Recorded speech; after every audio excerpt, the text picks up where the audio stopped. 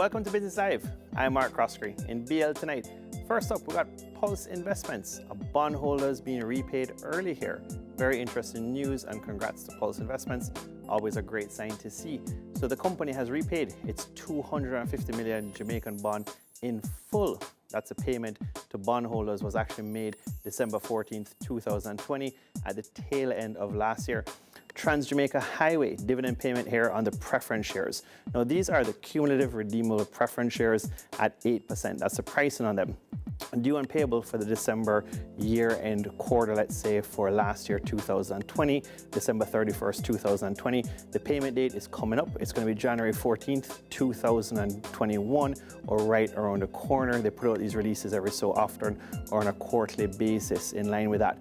Now, big news coming out. We probably expected this on Business Live. Sagicor Group really having a rough time public relations wise, also on the company's share price, or just overall from the whole Playa debacle, let's say. So they're coming out with this. It should solve the whole issue. They've been selling down the assets periodically over the past 12 months or so. So in this case here, it says that the deal or the offer is fully underwritten. It's for the sale of the shares and the Playa hotels, but more focused on the sale of the shares. Other overseas news, Bitcoin hitting a whopping 40,000 US. You'll see all the ads now about Bitcoin, all the rage. Sounds a bit like Tesla, a different topic, but this is where Tesla was probably a few years ago, and we'll see how it goes. What's driving all of this? MassMutual Life, a big company, MassMutual, pumping a whopping 100 million US. The report came out last month into Bitcoin. Also, PayPal now accepting cryptocurrency payments overall at 26 million merchants. That's the right number, 26 million, not 1,000, not 260,000, 26 million merchants.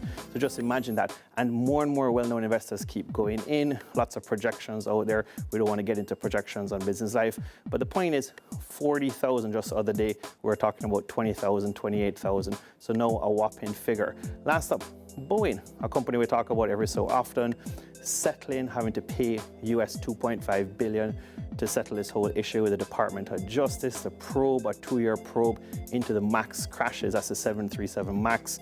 You'd have seen, we covered it actually, American Airlines doing that first flight in the US, in the US overall. The flight went well between Miami and New York City.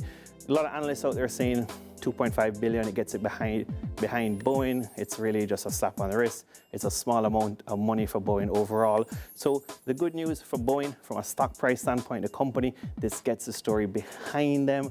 It's now definitive. There's no speculation about what that dollar value is going to be. It's US $2.5 billion by the Department of Justice. I'm Mark Croskery. This is Business Live.